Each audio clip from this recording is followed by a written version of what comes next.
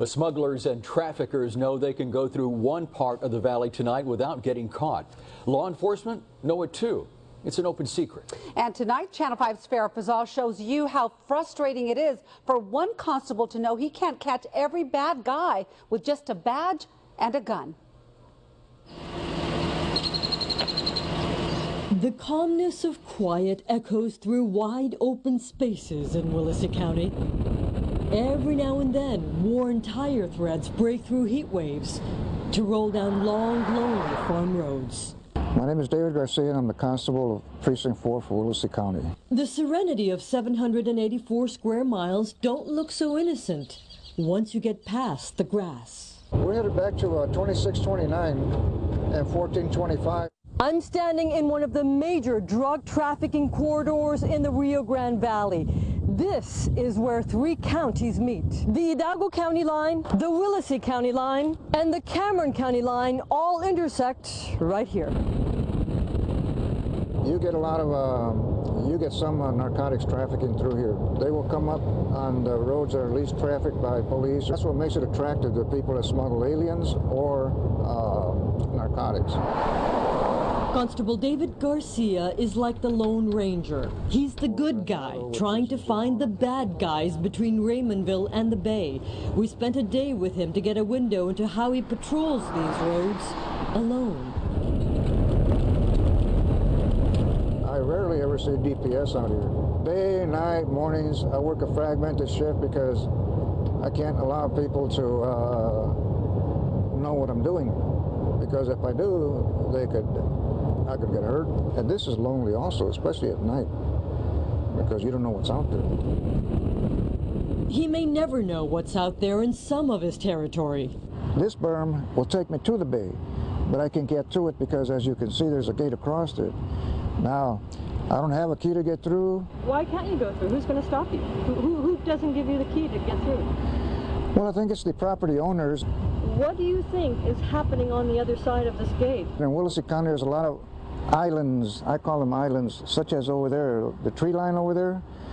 There could be something potentially growing over there, marijuana perhaps, who knows? There could be a safe house out there, you don't know. He says it's easy for criminals to hide drugs and undocumented people here. They will cross them, and then they'll bring them to the derelict home or the abandoned home. He says the city of Sebastian is a hub for criminal activity. We don't have the resources to work drug trafficking with. I've had a very hard time in getting the drug task force to come into Sebastian and do some work.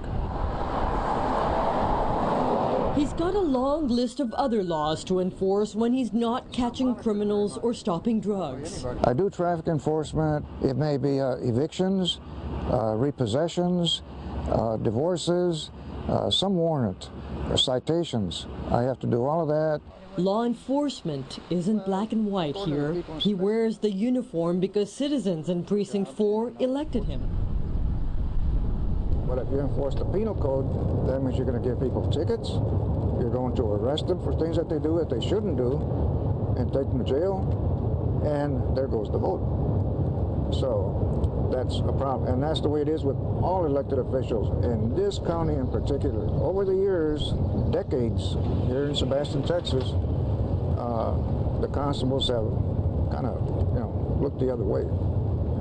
I don't owe anybody anything. I have no relatives here. I do my job. He doesn't do the job for the money. I make $14,380. And you make $14,000 a year? Yep. That's big money. He's in Mexico. He's worked in law enforcement for 30 years. He started as a Houston police officer in 1973. Then he worked for the Border Patrol in Stark County. He worked his way up in the Border Patrol. His expertise was weapons, narcotics, and deportation. As a deportation officer, I removed criminal aliens all over the world. I was in Pakistan and Afghanistan. And not only that, I was in Jakarta, Indonesia, Sarajevo, Bosnia-Herzegovina, the Caribbean, South America, Central America. I've been all over. I've had a good life. He says he's tried to make a difference in the 6 years he's worn the constable's uniform. He says he's battled cancer and kept working to serve and protect the people who live here. He'll call it quits at the end of the year. People in his precinct didn't re-elect him. And here I am now back in the place where I was born, trying to help my community. And my community is unwilling. Those are my memories. His memories of the good, the bad, and the ugly on these long, lonely roads won't soon fade. He knows things that were once hard to bear will one day be sweet again. In Willacy County, Farah Fazal, Channel 5 News at 10. And Farah called the number in association on the sign behind the gate the constable says he couldn't open. The number took us to the Texas Southwest Cattle Ranchers. The association represents more than 15,000 beef cattle producers, ranching families, and businesses. A secretary said she couldn't give us the name of the owners of that particular land because the membership list is private. The association's public relations officer told us law enforcement is allowed on that private property. Well, the mother